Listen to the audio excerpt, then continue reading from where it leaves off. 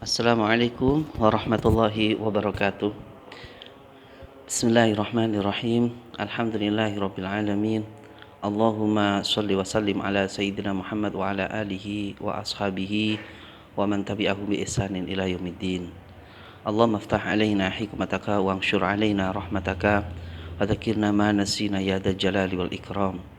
Allahumma iftah alaina futuhal arifin wahdina ila siratim mustaqim. Rabbi shrah li sadri wa yassir li amri wahlul 'uqdatam min lisani yafqahu qawli. Allahumma arinal haqqa haqqan warzuqna ittiba'ah wa arinal batila batila warzuqna ijtinabah. Amin ya rabbal alamin. Alhamdulillah, saudara-saudaraku yang saya muliakan, yang dimuliakan Allah Subhanahu wa taala.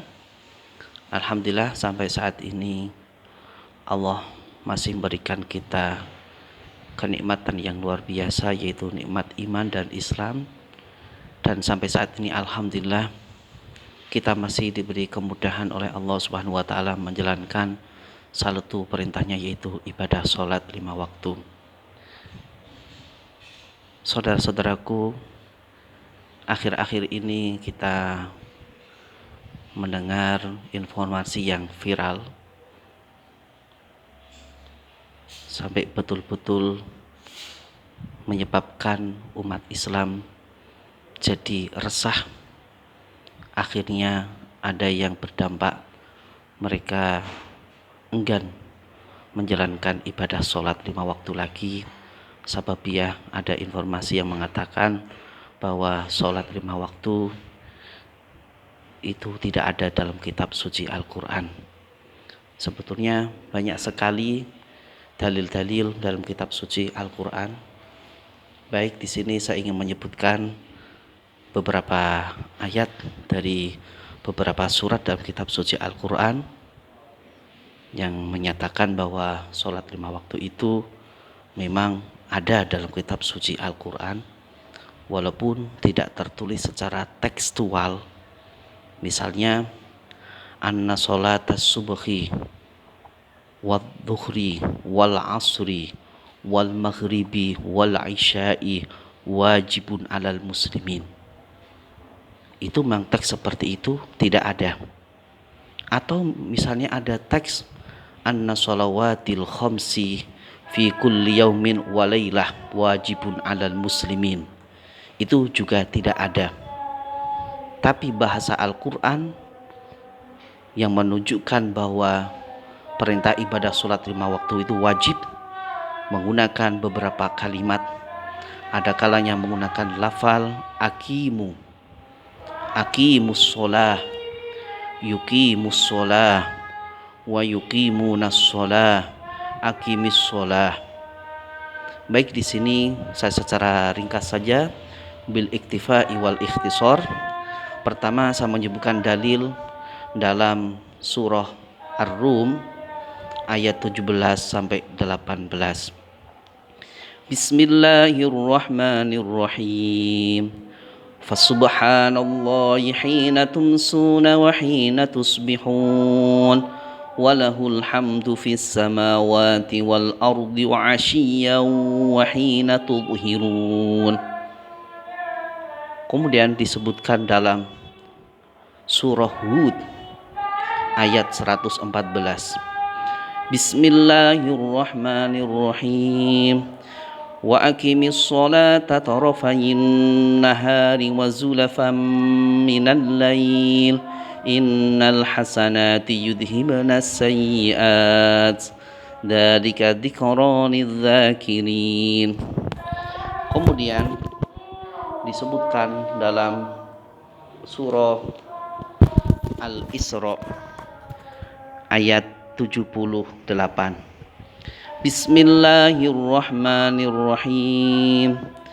Aqimis sholata liduluki syamsi ila ghasaqil laili wa qur'anal fajr inna qur'anal fajri kana masyhuda.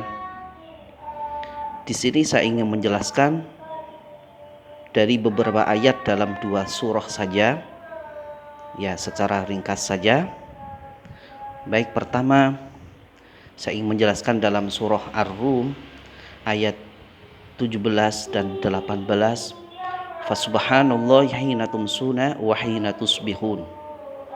Walahul hamdu fis samawati wal ardi wa asyiyya wa hina tudhirun. Di dalam tafsir Al-Ghawi disebutkan fasubhanallahi artinya sallu lillah. Salatlah kalian karena Allah. Memang ada kalanya lafal tasbih itu bermakna subhanallah walhamdulillah wala ilaha illallah wallahu akbar. Subhanallah. Ada kalanya subhanallah. Subhanallah bihamdihi subhanallahil azim. Tapi dalam ayat ini fasubhanallahi hina tumsuna ini menjelaskan tentang ibadah salat. Di dalam tafsir Al-Baghawi disebutkan sabbihu lillah maknahu sallu lillah. Salatlah kalian karena Allah Subhanahu wa taala. Kemudian hina tumsuna ay tadkhuluna fil masa wa huwa salatul maghribi. Jadi yang dimaksud dengan al-masa yaitu salat maghrib dan salat isya. Ini menurut pendapat Imam Al-Baghawi. Walaupun ada beberapa ulama mufassir yang mengartikan masa yaitu sholat duhur dan asar, sedangkan maghrib dan isya itu masuk dalam ghasaqil lail. Tapi di sini saya ingin menyebutkan pendapatnya Imam Al-Baghawi di dalam tafsirnya. Kemudian wahina tusbihun ay tadkhuluna fis sabah wa huwa sholatus subhi. Jadi dalam kalimat ini bahwa manusia orang yang beriman kepada Allah Subhanahu wa taala diperintah untuk menjalankan ibadah sholat subuh. Jadi sudah ada 3. Al-masa sholat maghrib wal isya. Tusbihun sholat subuh berarti 3. Walahul hamdu fis samawati wal ardi wa asyiyya. Wa asyiyya ay sallu lillahi asyiyya. Salatlah kalian karena Allah. Asyiyan ay salatul asri. Kita disuruh salat asar karena Allah. Sebagaimana tadi kita disuruh salat maghrib, isya, subuh karena Allah. Berarti ini sudah 4. Salat maghrib, isya masuk dalam kalimat hina tumsun. Kemudian subuh tusbihun sudah 4. Wa asyiyya sallu lillahi salatal asri ini 4. Maghrib, isya, subuh, asar. Wa hina tudhirun ay hina tadkhuluna fid dhuhirati wa huwa salatud dhuhri. Jadi sudah masuk dalam sholat duhur. Jadi sudah ada 5.